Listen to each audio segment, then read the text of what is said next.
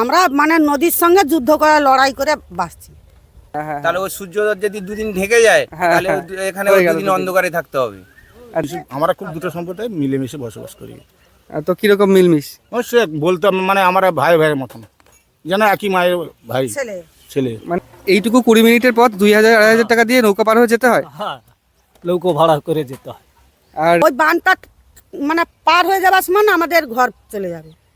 তারপর ওই বাঁধটাকে যদি ঘোড়ামারা পর্যন্ত টেনে নিয়ে আসে সোজা, তাহলে এদিকের ভাঙনটা বন্ধ হয়ে যাবে। মানে তো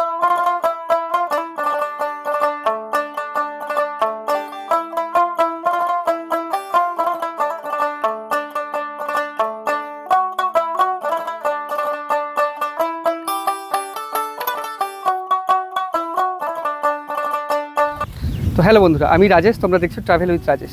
আজকে চলে এসেছি সুন্দরবনের একটি ডুবন্ত দ্বীপে। হ্যাঁ, আজকে চলে এসেছি ঘোড়ামারা দ্বীপে। তো ঘোড়ামারা দ্বীপ আগে ছিল বেশ খানিকটা বড়, তার প্রায় 90% জলে ডুবে গেছে, আর 10% অবশিষ্ট রয়েছে। যা মানুষ ছিল তারও প্রায় 10% এখন অবশিষ্ট রয়েছে এখানে। আগামী 4-5 বছরের মধ্যে এই দ্বীপটা হয়তো পুরোটাই ডুবে যাবে। তো প্রকৃতির কাছে আমরা মানুষ বা মানব সমাজ খুবই নগণ্য এবং ছোট। প্রকৃতি তার নিজের ইচ্ছায় ভাঙা গড়ার খেলা খেলে। এই ভাঙা গড়ার খেলার মধ্যে কিছু মানুষের বা এই ঘোড়ামারা দ্বীপের অঞ্চলের মানুষের জীবন ভেঙে যাচ্ছে, ঘরবাড়ি ভেঙে যাচ্ছে, স্বপ্ন ভেঙে যাচ্ছে। তো এই ভাঙা স্বপ্ন এবং ভাঙা ঘরবাড়ি এবং তাদের যে বেঁচে থাকার স্বপ্ন, না এখানে এখনও থাকা যাবে, তাদের ভিটেমাটি ছাড়তে চাইছেন না তারা, এই বিষয়গুলো আজকে তোমাদের সামনে তুলে ধরবো। সেখানকার পরিস্থিতি কেমন, কেমন মানুষ বসবাস করেন, স্বাস্থ্যকেন্দ্র কেমন, শিক্ষা ব্যবস্থা কেমন, যোগাযোগ ব্যবস্থা কেমন, পুরোটাই তুলে ধরবো তোমাদের সামনে। তো চলো শুরু করি আজকের ভিডিও। এই বোট বা লঞ্চটা এই জাস্ট ছেড়ে বেরিয়ে গেল, তার জন্য এই যে নৌকাটা রয়েছে ওই দাদারা যাবেন ওইদিকেই, তো বললো ওদের সঙ্গে যেতে। তো যা চলো, তো এই নৌকাটাই করে এখন যাব। আর এখানকার ঘাটের বোট কিন্তু প্রায় 1-1.5 ঘন্টা পর পর।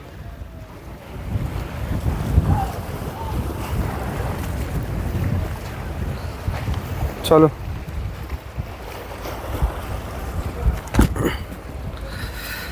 এরকম ভেতরে বসার জায়গা রয়েছে, গিয়ে বসি। তো যাই এভাবে, চলো একবারে ওই পাশে গিয়ে কথা হচ্ছে।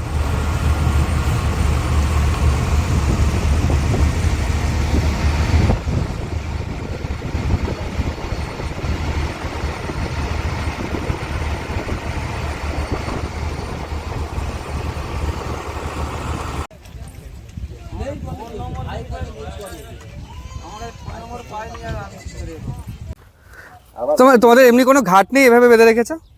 ঘাট নেই চারিদিকে এরকম? তো এ তো চলে বর্ষায় যদি গাছ ফাছ ডুবে যায় তাহলে?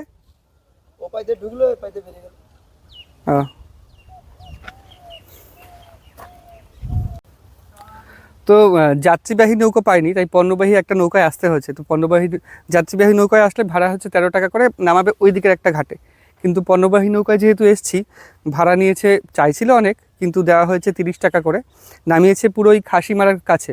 একদিক থেকে যদি যাত্রীবাহী নৌকায় আসা হয় তাহলে খাসিমারা যেতে, নেমে আবার খাসিমারা যেতে 20-25 টাকা করে টোটো ভাড়া। তো এই দিক থেকে নামা হয়েছে, সেই টোটো ভাড়াটা লাগেনি, একদিক থেকে ঠিকই হয়েছে। তো চলো গ্রামের ভেতরে যাই, দেখি। গ্রীষ্মের প্রচণ্ড রোদ, তো ঢুকেই কিন্তু বাঁদিকে দেখতে পাচ্ছি পানের বরজ। এই পানের বরজগুলো কিন্তু এখানে ভালোভাবেই চাষ করা হয় এই ঘোড়ামারাতে। তো বাঁধ কিন্তু এইরকম বাঁশ দিয়ে বাঁধ দেওয়া হয়েছে, বাঁশ দিয়ে তারপরে বালির বস্তা দিয়ে বাঁধ দেওয়া হয়েছে। এরকম লম্বা, এরকম আঁকা বাঁকাভাবে বাঁধ চলে গেছে। তো নৌকাগুলো এখানে এসছে, এখন জোয়ার চলছে, জোয়ার চলে যাওয়ার মুখে এখন, জোয়ার একটু আগে এসছিল। তো চারিদিকে, এইদিকেও জল, এদিকেও জল, পুরো দ্বীপটা ঘিরে, দ্বীপের চারিপাশে জল যেমন হয় তেমন জল। তো এটা হচ্ছে মুড়িগঙ্গা নদী। এই নদীটাকে বলা হয় মুড়িগঙ্গা নদী। তো আরেকটা জিনিস দেখো, এই কাকু বা এই ভাইয়েরা কিন্তু এই মাছ ধরে এসছে, এই নৌকোগুলো নিয়ে এখন জাল তুলছে বা জাল পরিষ্কার করছে। এর থেকে বোঝা যায় এখানকার একটা জীবিকা হচ্ছে মৎস্য শিকার, যেহেতু নদীর পাশেই, তাই একটা জীবিকা মৎস্য শিকার। তো এই ব্যাপার হচ্ছে প্রতি বছর তো ভাঙনে এটা অনেকটা ভেঙে যায়, তাই এরকম সরকারের পক্ষ থেকে এই যে ঘাসগুলো দেখা যাচ্ছে না, এই ঘাসগুলো লাগানো হয়েছে। এই ঘাসগুলোর নাম আমি জানি না, তোমরা যদি জানো তো নামটা বলো। বেসিক্যালি এই ঘাসগুলো হচ্ছে মাটির ওপরে এরকম 4-5 ফুট বা 6 ফুট 7 ফুট ওঠে, কিন্তু মাটির নিচে এই ঘাসের যে নিচ পর্যন্ত যায় সেটা 10 থেকে 15 ফুট যায়, যার ফলে মাটি ধরে রাখতে পারে। তো ঘাসে একটা ফুলও হয়েছে। ফুল। কাকিমা ভালো আছেন? আপনাদের বাড়ি এখানেই? হ্যাঁ, ওই ভিতর দিকে নদীর সাইডে আমাদের বাড়ি। নদীর সাইডে? হ্যাঁ। তো এইখানে আপনারা যে থাকেন, তো প্রতি বছর বন্যায় তো খুব অসুবিধা হয়, হ্যাঁ, হয়তো বাড়িঘর ডুবে যায়? সব ডুবে যায়, সব ডুবে যায়। জিনিসপত্র আমাদের ক্ষতি হয়ে যায়। তারপর থাকেন কোথায় তখন? তখন ওই ফ্ল্যাট সেন্টার আছে, ওই ফ্ল্যাট সেন্টার থেকে আগে ট্যাঙ্ক পার ছিল। ফ্ল্যাট সেন্টার করেছে নতুন না আগে ছিল? না না, ওই ক বছর আগে করেছে, তো আগে ছিল না। আগে ছিল না? না, তার মানে তো খুব কষ্টের সাথে জীবন কাটাতে হয়। আমরা মানে নদীর সঙ্গে যুদ্ধ করে লড়াই করে বাঁচছি। আচ্ছা আচ্ছা। আর এমনি প্রতি বছর তো এরকম ভেঙে যাচ্ছে? হ্যাঁ, প্রত্যেক বছর ভেঙে যাচ্ছে। নদী বাউন্ডারি সেভাবে ও না এমনি বোল্টার টোল্টার পড়বে বলছিল, সেও ফেলেনি। বোল্ডার পড়বে বলছিল? হ্যাঁ, সেও বলছিল যখন নিশ্চয়ই পড়বে অবশ্যই। সে বলতে পারবো না, আমরা খুব কষ্টের মাধ্যমে আছি। হ্যাঁ। আর হচ্ছে আপনাদের ওই রিসেন্টলি যেটা হলো ইয়াস আমফান, ওতে কিরকম অবস্থা হয়েছিল? সে আমরা একদম ভেসে চলে গেছিলাম। ভেসে চলে গেছিলেন? হ্যাঁ, এই তো সামনেই নদী, এখানে কিরকম জল হয়েছিল? এই নদী বাঁধের উপরে এক মানুষের বাইরে জল। এক মানুষের বাইরে জল? হ্যাঁ, নদী বাউন্ডারি উপরে। তাহলে কি এইখানে এইসব জায়গা ছিল? টানে ব্যাগ বাইরে গেছে, ঘর দর ভেঙে একদম মানে টানে পুরো চলে দ্বীপটাই জলের নিচে চলে গেছে? গেছে। হ্যাঁ, মানে কতদিন এরকম ছিল? আমরা ছিলি 5-6 দিন ওখানে ছিলি, ওই ফ্ল্যাট সেন্টার ফ্ল্যাট ছিলি। সেন্টারে? বাইরে চলে গেছিল সাগর দ্বীপে। সাগর দ্বীপে? হ্যাঁ, সাগর দ্বীপে চলে গেছিল, কে কাপ দিক চলে গেছিল। এইভাবে মানে উঁচু উঁচু জায়গায় এসে পার করে নিয়ে গেছে। আচ্ছা আচ্ছা। আপনাদের বাড়িঘর নেই? না, সে বাড়িঘর মানে যাও কোনো রকম করে আর রাখা হয়েছে, কোথাও জায়গা নেই যে আমরা ঠাই বাসিন্দার করে আবার থাকবো। আচ্ছা, মানে আপনাদের আগে যেই ঘর যেখানে ছিল সেই ঘর পুরো নষ্ট হয়ে গেছে, মানে নষ্ট হয়ে গেছে, ভেঙে টেঙে গেছে। ভেঙে নদী গর্ভে চলে গেছে? নদী গর্ভে যায় না, এখন নদী কোলে আছে, কোলে আছে, যে কোনো মুহূর্তে ভেঙে যেতে পারে। ভেঙে যেতে পারে। ওই নদী বাঁধটা চলে যাবে, নদী একদম চলে এসছে বাঁধের কোলে। হ্যাঁ। ওই বাঁধটা মানে পার হয়ে যাবার সময় আমাদের ঘর চলে যাবে। তারপর আপনারা কোথায় থাকবেন? কোথায় থাকবো? ওই বাঁধের কোলে টোলে, নদী বাঁধের কোলে ঘর টর করে থাকবো। আমাদের তো আর জায়গা জমিন নাই, আর আমরা খুব গরিব মানুষ। সরকার তো পুনর্বাসনের ব্যবস্থা করে। আমাদেরকে কতবার বলি, আমি চকার হাঙ্গাম করি বলে, কিন্তু আমাকে দেয় না। পরিষ্কার কথা। আচ্ছা আচ্ছা। আমি একটুকু মানে ঘোরাফেরা সবার সঙ্গে করি, আর আমি পেলেনি কেন বা হয়নি কেন এই জন্য একটু চকার হাঙ্গাম করি। সত্যি কথা যেটা বাবা, এই জন্য আমাদেরকে সেভাবে লাউজ করে না। আচ্ছা। এইবারে বাবু বিধবা ভাতা 27 বছর আগে আমার স্বামী মারা গেছে, আজ পর্যন্ত বিধবা ভাতাও আমি পাই না।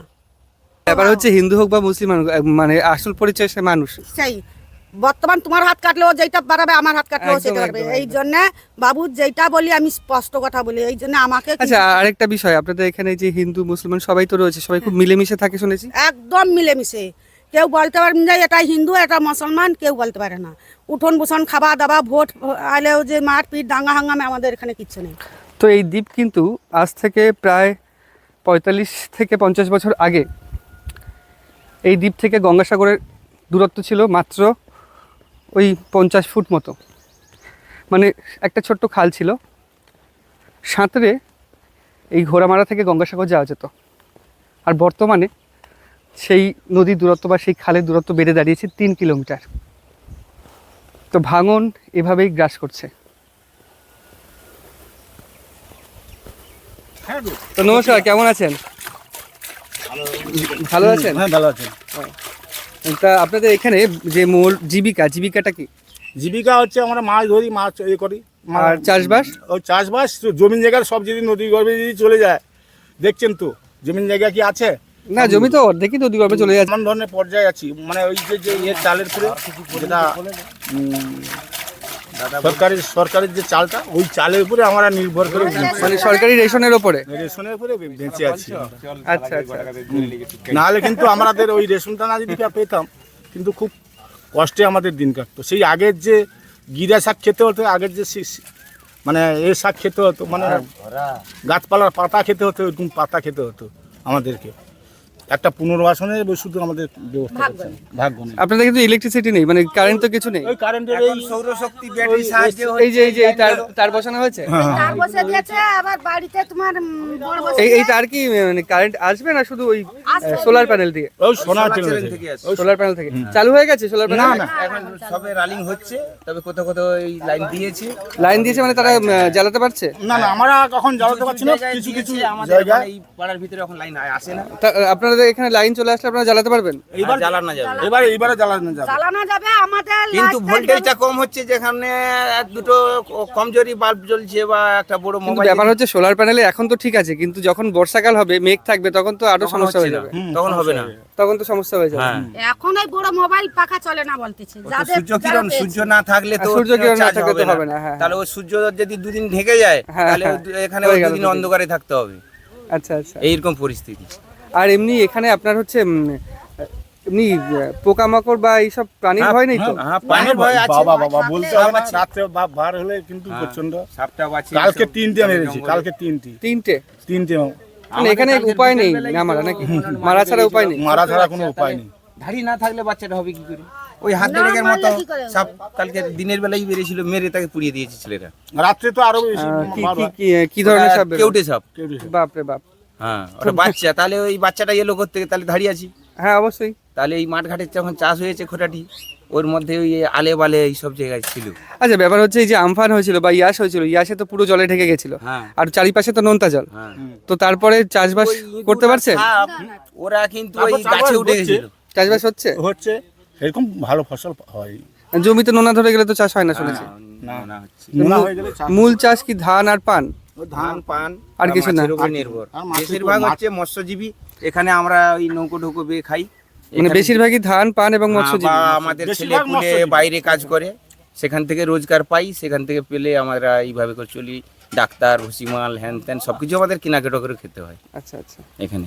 তো আরেকটা বিষয় শুনলাম আপনাদের এখানে দুটো সম্প্রদায়ের মানুষ খুব মিলেমিশে বসবাস করে। মিলেমিশে আমরা খুব দুটো সম্প্রদায় মিলেমিশে বসবাস করি। তো কিরকম মিলমিশ? সে বলতাম মানে আমরা ভাইয়ের মতন, যেন একই মায়ের ভাই ছেলে ছেলে। মানে একই থালায় দুজন খান এরকম ব্যাপার? একটা বিড়ি হলে দুজন খাই, হ্যাঁ একটা বিড়ি হলে আমাদের কোনো অনুষ্ঠান হলে হিন্দু মুসলিম সবাই মোটামুটি যাবে খাবে, কোনো অসুবিধা নেই। আপনার নাম কি দাদা? আমার নাম বিষ্ণুপদ রাউত। আর আপনার নাম? আমার নাম আসাদ খান। বাহ, খুব সুন্দর মিলমিশ, কিন্তু এরকম মিলমিশটা এখন কিন্তু দেখাই যায় না। বিশেষ করে তো বিভিন্ন কারণে বিচ্ছেদ তৈরি করা হচ্ছে, এরকম মিলমিশ আগে ছিল। আর আশা করি চিরদিন এখনো এই আছে। মিলমিশ বজায় থাক। বজায় থাকবে, এই মিলমিশটা আমাদের সবসময়ের জন্য আছে।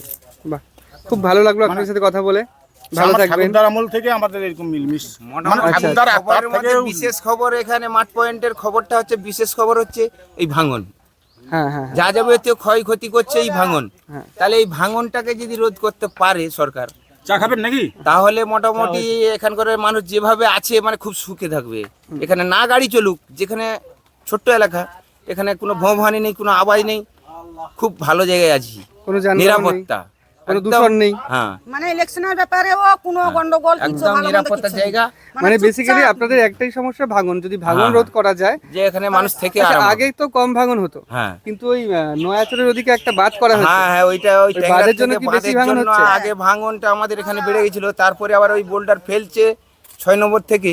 হুম। ওই বাঁধটাকে যদি ঘোড়ামারা পর্যন্ত টেনে নিয়ে আসে সোজা, তাহলে এদিকের ভাঙনটা বন্ধ হয়ে যাবে, মানে তখন একটা ভরাট হয়ে যাবে। আচ্ছা আচ্ছা, ঠিক আছে, ভালো থাকবেন। হ্যাঁ হ্যাঁ। এই যে নদীর পাশের এই অঞ্চলগুলো, এই যে জলাবৃত হয়ে আছে বা জলে ভর্তি হয়ে আছে, এরকম উঁচু বাঁধ দেওয়া হয়েছে, নিচ থেকে এরকম যাতায়াত করেন মানুষ। তো বাঁধ দেওয়া হয়েছে বলে জোয়ারের সময় জলটা ঢুকতে পারে না, জোয়ারের সময় এই পর্যন্ত জল উঠে যায়। দেখা গেল এক দাদার সঙ্গে। দাদা, আপনার নামটা কি? শফিজুল আলী খান। আচ্ছা আচ্ছা, তো এইখানে আপনারা কি এখানকার অধিবাসী, স্থানীয় অধিবাসী? স্থানীয় বাসী। আর আপনি কি কাজ করেন? এই মাটি খুলি লৌকোবাই। আচ্ছা আচ্ছা, তো একটা বিষয় জানতে খুব ইচ্ছা করছে যে এখানে স্বাস্থ্য কেন্দ্র বা হাসপাতাল কিছু আছে? না, এখানে কিছু নাই। এটা তা যদি কারোর শরীর খারাপ হয় বা সেরকম কিছু হয়, তাহলে কোথায় যাবে তারা? হক ডাক্তার যে আছে একটু তাকে দিয়ে চিকিৎসা একটু করলাম, তারপরে কার দিক নিয়ে যেত। এখান থেকে কাকদ্বীপ নিয়ে যেতে হয়। এখান থেকে তো নৌকাও শুনেছি যে এই সকাল 11টার পরে আবার 2:30, আবার 4:30, 2 ঘন্টা 3 ঘন্টা পর পর, সেক্ষেত্রে নিয়ে যেতে অসুবিধা হয় না? না, এই লো কস্ট টাইমে হলে কোনো অসুবিধা নেই।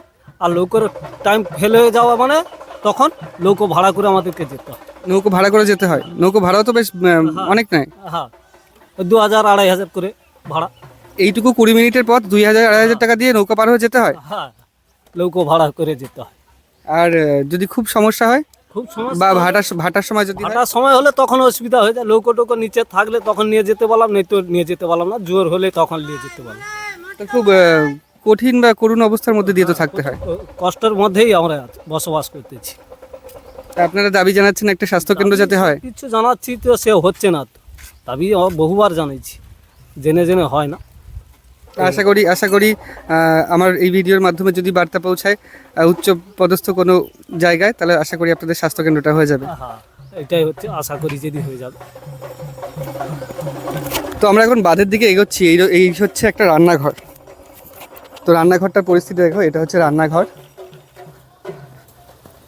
প্রত্যেকটা বাড়ির এরকম অবস্থা। এটা ইয়াসে ক্ষতিগ্রস্ত হয়ে এই অবস্থা। তো নতুন বাড়িতে খড় ছাওয়া হচ্ছে। এগুলো খড় না বিচুলি? খড় আলাদা হয়, তাই তো? আচ্ছা আচ্ছা। তো এইরকম কিন্তু মাটির বাড়ি। তো এই বাড়িটায় যাবো, দেখি কেউ আছে নাকি।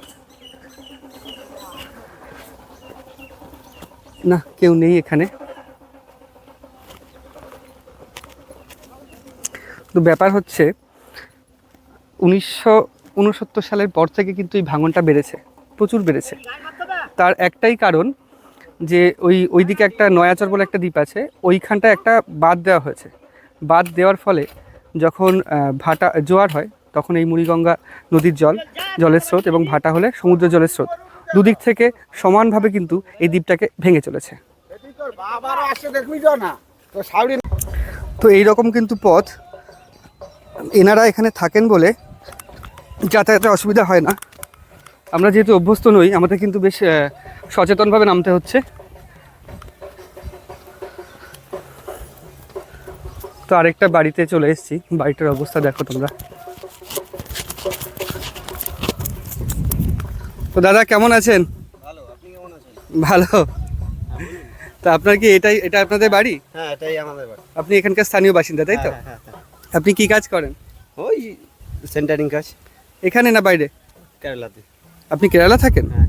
তো কতদিন পর বাড়ি এসেছেন? ওই 9 মাস। 9 মাস পর বাড়ি এসেছেন? হ্যাঁ। বাড়িতে আর কে কে আছে? মা, বাবা, দিদি। আচ্ছা, এখনো বিবাহ হয়নি, ওই জন্য 9 মাস পর এসেছেন। হ্যাঁ। হলে তো তাড়াতাড়ি আসতে হবে। হ্যাঁ।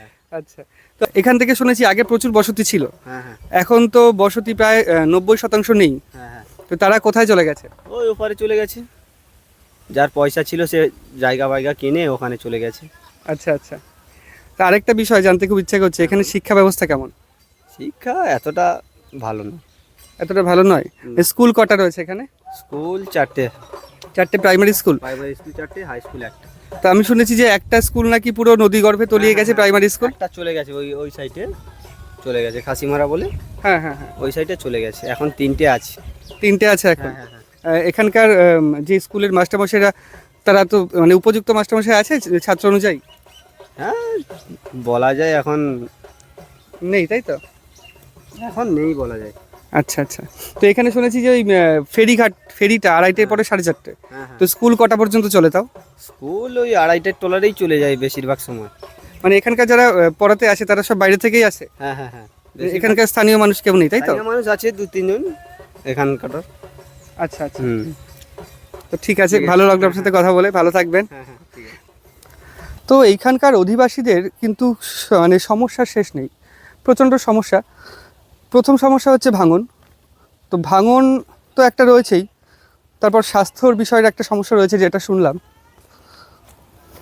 তো সত্যি খারাপ লাগে, আমরা শহরে থাকি, আমরা এইগুলো সম্পর্কে মানে আমরা যখন যা ইচ্ছে তাই পেয়ে যাচ্ছি হাতের কাছে। তো এই বিষয়গুলো সম্পর্কে কিন্তু আমরা এতটা অনুভব করতে পারবো না।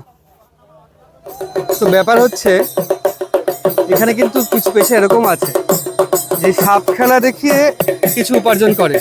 তো গ্রামের মানুষ কিন্তু জড়ো হয়ে গেছে সেই সাপ খেলা দেখতে। তো তার আগে এরকম একটা ঢোলক বাজিয়ে গ্রামের মানুষকে জড়ো করেছে এবং সামনে রয়েছে অনেকগুলো বেশ ঝাঁপি।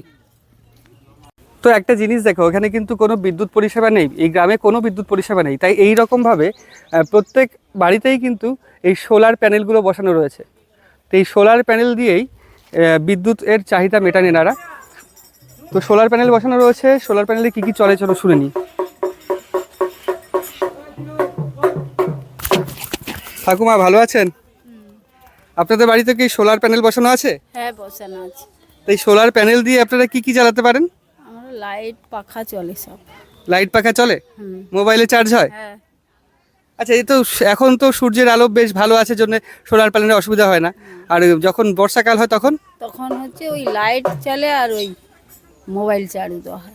তখন আর পাখা চালানো হয় না, অসুবিধা হয় না গরমে? না, আমাদের থেকে থেকে অভ্যাস হয়ে গেছে না। থেকে থেকে অভ্যাস হয়ে গেছে। এটা আপনার বাড়ি? হ্যাঁ ওইটা আমার বাড়ি, এটা আমার ছেলে। আচ্ছা আচ্ছা, পুরো মাটির বাড়ি?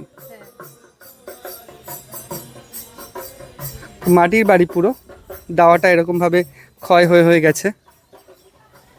আর বাড়ির সামনে কিন্তু প্রত্যেকেরই একটা করে পুকুর আছে, স্নান করার জল কিন্তু এখান থেকেই তেনার পান, এবং পানীয় জলও মাঝে মাঝে এখান থেকে সংগ্রহ করতে হয়। আমরা পেয়ে গেছি আরও এক দাদাকে। দাদা আপনার নামটা কি? আমার নাম সাগর মাইতি। সাগর মাইতি? তো এটা কিন্তু সাগর আইল্যান্ডের মধ্যেই পড়ে। হ্যাঁ, বাবার নাম রেখেছে। আচ্ছা আচ্ছা, তো বন্যার সময় কতটা জল উঠেছিল এখানে? ওই তো দাগ পড়ে আছে, দেখেছো? দাগ বলতে ওই ওপরে ওপরে ওই যে ঘরের যে দাগগুলো পড়ে আছে না, হ্যাঁ হ্যাঁ হ্যাঁ হ্যাঁ হ্যাঁ ধসে পড়ে গেছে। হ্যাঁ হ্যাঁ, ওই টালির নিচ পর্যন্ত পুরো দেওয়ালই তো টালি ডুবে গেছিল। হ্যাঁ, টালি সমান হয়ে গেছে। আচ্ছা আচ্ছা, আর ইয়াসের সময় তো খুব দুর্ভোগ হয়েছিল আপনাদের? হ্যাঁ, সবাই চলে গেছিল, আমরা কিছু বেটা ছেলে ছিলাম এখন। আচ্ছা আচ্ছা, এমনি এখানে আপনাদের চোর ডাকাতের উপদ্রব নেই তো? না, একদমই নেই? না, তো খুব ভালো কথা। ওগুলো কিছু নাই, আচ্ছা সবাই মিলেমিশে থাকি। ওই জন্য ঠিক আছে। খুব তো নতুন একটা পাকা রাস্তা করে দেওয়া হয়েছে সরকারের পক্ষ থেকে, এটা কিন্তু খুব উপকার হয়েছে এই গ্রামে। না হলে প্রতি বছর এই রকম কাঁচা রাস্তা ভেঙে যেত এবং যাতায়াতেও খুব সমস্যা হতো। তো পাকা রাস্তা করে দেওয়া তো একদিক থেকে ভালোই হয়েছে, কিন্তু এত সরু রাস্তাটা হয়েছে, আর সরু করা ছাড়া উপায়ও ছিল না। সরু রাস্তার জন্যই কিন্তু একটা টোটো আসলে আরেকটা পাস দিতে গিয়ে অনেকটা নিচে নেমে যেতে হয় বা দাঁড়াতে হয়। তো দেখা হলো এখানকার দুই ভাইয়ের সাথে। তোমার নাম কি ভাই? শেখ সোহেল। আর তোমার? শেখ আব্দুল রহমান। ও, তোমরা কি কাজ করো? আমরা ওই কেরালায় থাকি। কেরালায়? মানে এখানে কাজ করো না? না, এখানে কাজ করি এখানে থাকো না? না। তো এখানে কাজের কি সমস্যা, মানে কাজ পাওয়া যায় না এরকম একটা? পাওয়া যায় না এখানে, আচ্ছা, কাজ পাওয়া যায়, রেট কম। রেট কম। কেরালায় কি কাজ করো? কেরালায় মিস্ত্রি কাজ করি। রাজমিস্ত্রি? হ্যাঁ। তো কতদিন পর পর বাড়ি আসো? 1 বছর পরে করি। 1 বছর পর আসলে? হ্যাঁ হ্যাঁ। থাকবে কদিন? থাকবোই তো, চলে যাবো। 2 মাস থাকলাম। 2 মাস থাকলে? হ্যাঁ। এই ভোটটা পেরিয়ে গেলে যাবে নাকি? ভোটের আগে চলে যাবো। ও, ভালো বেশ। কেরালায় কেমন, মানে কেরালার পরিস্থিতি কেমন ওদিকে? পরিস্থিতি ভালো কেরালার। আচ্ছা আচ্ছা, আমাদের ওদিকে কাজ পশ্চিমবাংলার চেয়ে কেরালার পরিস্থিতি ভালো। আচ্ছা, ওইদিকে কাজকর্ম করলে মানে বেতনটাও বেশি পাওয়া যায়? হ্যাঁ, বেতনটাও বেশি পাওয়া যায়।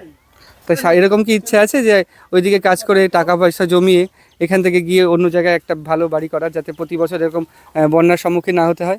হ্যাঁ, ওরকম তো প্ল্যান আছে তো। সবারই যদি এরকম প্ল্যান থাকে তাহলে কিন্তু আস্তে আস্তে এইটা পুরো নিঃসঙ্গ হয়ে যাবে, শূন্য হয়ে যাবে। হ্যাঁ, হবে না, তা কিছু করারও নেই, কিছু কারণ করার নেই। যদি আমাদের এই দেশটা চলে যায় কি করবো? হ্যাঁ, প্রতি বছর তো ভেঙে যাচ্ছে অলরেডি। হ্যাঁ হ্যাঁ, তো ঠিক আছে, তোমার সাথে ঠিক কথা বলে আছে। খুব ভালো লাগলো। ঠিক আছে। তো সরকারের পক্ষ থেকে কিন্তু বিদ্যুৎ নেই জন্য এই ব্যবস্থাটা নেওয়া হয়েছে যে এইরকম প্রত্যেকটা স্টেবিলাইজার রয়েছে, এরকম তার বিছানো রয়েছে। তো এই যে এখানেও একটা সোলার প্যানেলে রড লাইট দেওয়া হয়েছে। তো ওই সোলার প্যানেল বসানো হয়েছে বেশ খানিকটা দূরে, যাওয়ার চেষ্টা করছি যদি যেতে পারি দেখানোর জন্য তোমাদের। ওই সোলার প্যানেলে করে পুরোপুরি পুরো এই দ্বীপটাতে বিদ্যুৎ পরিষেবা প্রদান করা হবে। এটা কিন্তু একটা ভালো পদক্ষেপ। তো গ্রামের বাড়ি সম্পূর্ণ গ্রাম্য পরিবেশ, সম্পূর্ণই গ্রাম্য পরিবেশ। শুধু একটা বাড়ি দেখা গেল এখানে ইটের দেওয়াল, বাদ বাকি প্রত্যেকটা বাড়িতেই কিন্তু পুরো মাটি, নিখাদ মাটি দিয়ে তৈরি করা। ওই যে ধান ভাঙানো হচ্ছে যন্ত্রের মাধ্যমে, যন্ত্রটাও কিন্তু চলছে সোলার প্যানেলের মধ্য দিয়ে।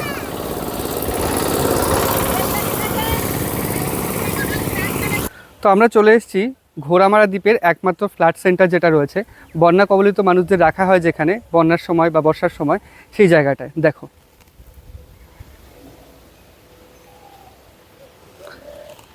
এই যে সেই ফ্ল্যাট সেন্টার, এখানে কিন্তু প্রচুর লোককে রাখা হয়। আর ওই যে ছোট্ট যে হলুদ ঘরটা দেখা যাচ্ছে, এই হলুদ ঘরের ওপরেই কিন্তু রয়েছে সোলার প্যানেল। পুরোপুরি ঘরের ওপরে সোলার প্যানেল দিয়ে ভর্তি করা রয়েছে এই ফ্ল্যাট সেন্টারে ইলেকট্রিসিটি সাপ্লাই করার জন্য।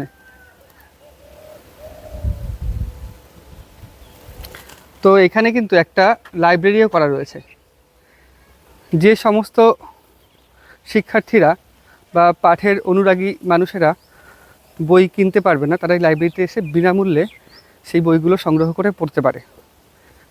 তো শেখার জন্য এই বিষয়গুলো কিন্তু সরকার বেশ উন্নতি এবং গুরুত্বপূর্ণ ভালো পদক্ষেপ নিয়েছে।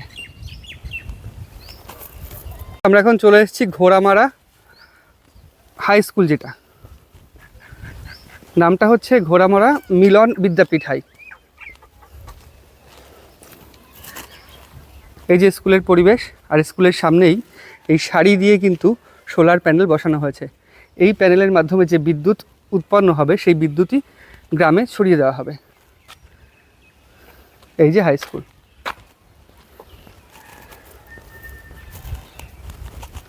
কিন্তু ব্যাপার হচ্ছে এখানে 4টে প্রাইমারি স্কুল ছিল এবং একটা হাই স্কুল।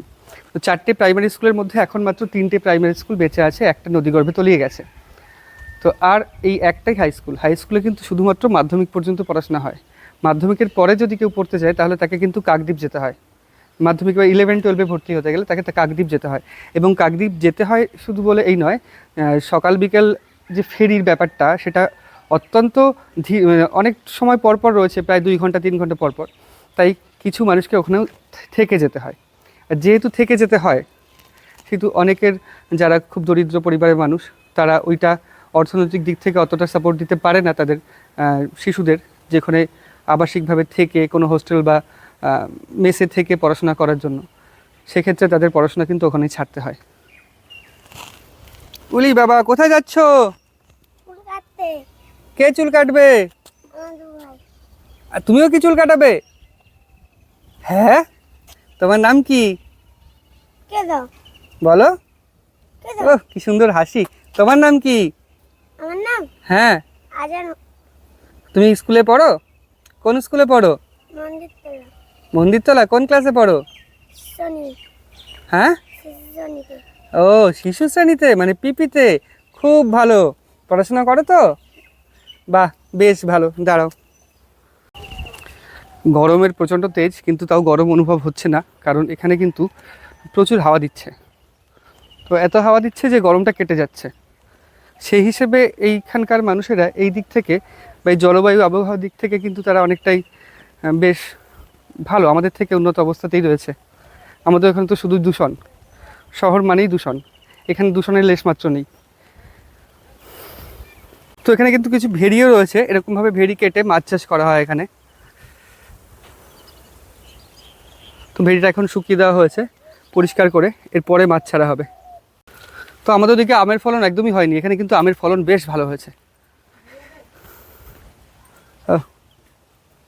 থোকা থোকা আম ঝুলে রয়েছে। বিশুদ্ধ পরিবেশ, তাই প্রকৃতিও তার দুহাত ভরে দান করছে মানুষকে।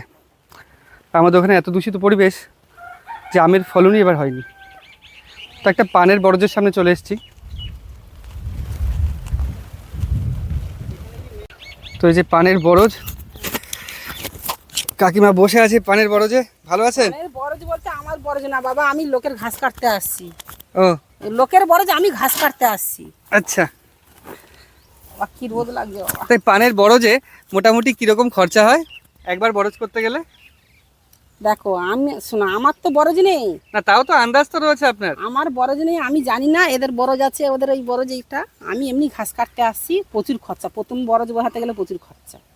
আর এই যে চারা কিনতে হয়, মাটি কাটতে হয় ডেজার দিয়ে, আর এই 1 লাখ টাকার বেশি খরচা। বন্যার পরে তো জমি নোনা হয়ে গেছে, তারপরে পানের ফলন কেমন? পান গাছ তো ছিল না, সব তো নষ্ট হয়ে গেছিল, হ্যাঁ আবার তো বসিছে। হুম। একটা পান চারা বসিয়ে পান পেতে গেলে এখন 1 বছর সময় লাগবে। পান চারাটা বসিয়ে পান উঠতে পান পেতে 1 বছর সময় লাগবে। এবারে দামের উপর নির্ভর, শোনো, কোনো সময় দাম ভালো পায়, কোনো সময় দাম পায় না। কিন্তু শহরে তো প্রচুর দামে কিনতে হয়, হ্যাঁ, শহরে আমরা প্রচুর দামে কিনি। আর এরা তো আরতি দেয়, আর আরতি দেয়। পান আরতি দিলে যেমন ডাক হবে তেমন। আচ্ছা আচ্ছা আচ্ছা। শীতের সময় পানের দাম বেশি। আর এই যে বিষয়টা পুরো রোদ ঘিরে দেওয়া হয়েছে, রোদ পড়লে কি পান গাছে ক্ষতি হয়?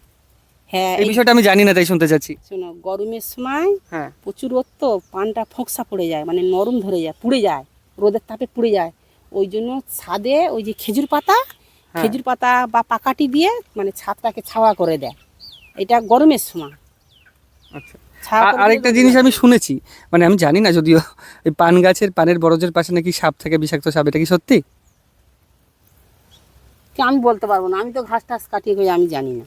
যেখানে জঙ্গল টঙ্গল আছে, ধরো গাছপালা, সেখানে থাকলে থাকতে পারে, তাহলে এই আচ্ছা। পরিষ্কার জায়গায় সাপ থাকবে কি করে? আচ্ছা, পরিষ্কার জায়গা সবসময় তো থাকে ঘাস না। কাটি, তুমি বলো, আমি যে সবসময় ঘাস কাটতেছি, তাহলে এখানে সাপটা কি করে থাকবে যেখানে না, এখানে জঙ্গল তো আছে? বেশ পরিষ্কারই জায়গা, হ্যাঁ, পরিষ্কার যদি না করে রাখা হয় তাহলে একটা ভয় থাকে আসার। সেই তো, ওই জন্য বরজের পাশে সবাই পরিষ্কার করে রেখে দেয়। আচ্ছা, প্রতিনিয়ত পরিষ্কার করতেই হয়।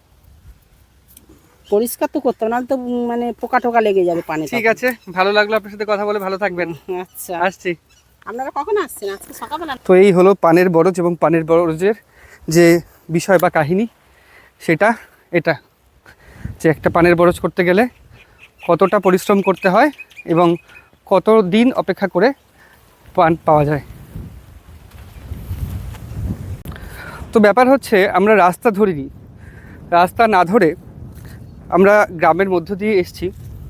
তো এখন ঘাটে যাওয়ার দিকের রাস্তা, যদি আমরা রাস্তা দিয়ে যাই, প্রচণ্ড ঘুরে যেতে হবে, অনেকটা ঘুরে যেতে হবে। তো স্থানীয় মানুষ বা এই গ্রামবাসীরা কিন্তু এই পায়ে হাঁটা পথ ব্যবহার করেন ঘাটে যাওয়ার জন্য। আমরাও কিন্তু সেই পথ ব্যবহার করছি। পথের অবস্থাটা একটু দেখো, মানে পুরোটাই জমি এটা, কিন্তু পায়ের ছাপ বোঝা যাচ্ছে মানুষের। এই জমি দিয়েই হেঁটে হেঁটে যেতে হবে আমাদের ঘাটের উদ্দেশ্যে। মাছ ধরছেন? কি মাছ? বাহ, এটা কি মাছ? ধরতে পারবা মাছ তুমি? পারবা না? আচ্ছা আচ্ছা, এখানে কি কি মাছ রয়েছে এমনি? এটা কি কারোর পার্সোনাল পুকুর নাকি? আচ্ছা, আপনাদেরই? আচ্ছা, তো জল তো এখন কম, বর্ষার সময় তো বিরাট জল হয়ে যাবে। আচ্ছা আচ্ছা আচ্ছা। সোনালি ধানের ওপর বাতাস কিন্তু ঢেউ খেলে যাচ্ছে, খুব সুন্দর দৃশ্য লাগছে দেখতে। তো এই সুন্দর দৃশ্য দেখতে দেখতে আমরা চলেছি ঘাটের উদ্দেশ্যে। ও,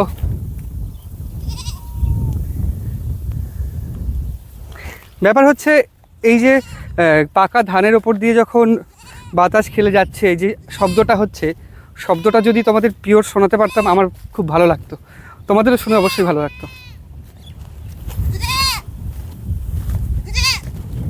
ওইটা লঙ্কা বাগান করা হয়েছে, তো দেখো লাল লাল লঙ্কা হয়ে রয়েছে। লঙ্কা মনে হয় তোলা হয়নি, বা এগুলো বীজ হতে পারে, বীজ করানো হতে পারে এই লাল লঙ্কা দিয়ে। তো এই ধান আর পান বাদে কিন্তু লঙ্কাই দেখলাম এখানে চাষ হয়, আর কিছু চাষ দেখিনি কিন্তু। এবার যেই পথ দিয়ে হেঁটে চলেছি সেই পথটা একটু দেখো তোমরা। এদিকেও জলাশয়, এদিকেও জলাশয়, মাঝখানে এরকম গাছ, গাছের মধ্য দিয়ে পথ, দারুণ লাগছে যেতে। তো আমরা শহরে থাকি, শহরে থেকে কিন্তু টিভি মোবাইল সব কিছুই পাই, এখানে ইলেকট্রিসিটি নেই। দাদু রেডিও শুনছে, রেডিও কি খবর শুনছেন? রেডিওই খবর? এটা হচ্ছে কানন দেবীর একটা মানে সিনেমা তৈরি করেছিল। ও আচ্ছা আচ্ছা, কানন দেবী আর কি, না আপনারা এরকম ভাবে সবাই একসাথে হয়ে খবর শোনেন, পরিচালক ছিল। ভালো লাগে খুব। এছাড়া উপায় খারাপ হ্যাঁ হ্যাঁ, রেডিও খবরই শুনি। আচ্ছা ঠিক আছে, আসছি। ট্যাপ কলগুলো দেখতে পাচ্ছি, এগুলো কি সরকার থেকে বসিয়ে দিয়েছে পানীয় জলের জন্য? বা এটা কতদিন বসিয়েছে? এটা হয়েছে, এটা কতদিন হয়েছিল জলটা?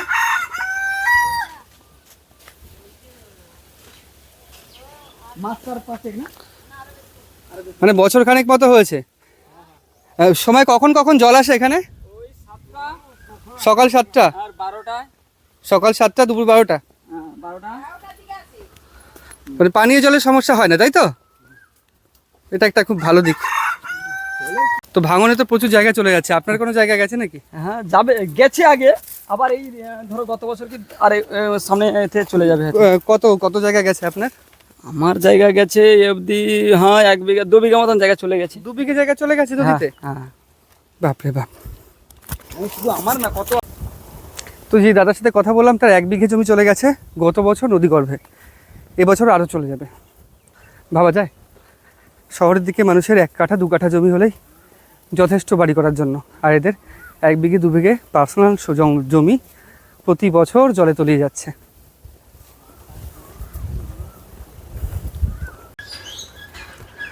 তো যেটা গ্রামবাসীরা বললেন যে একটা বড় মন্দির, একটা মসজিদ সমস্তই জলের তলায় চলে গেছে ধীরে ধীরে।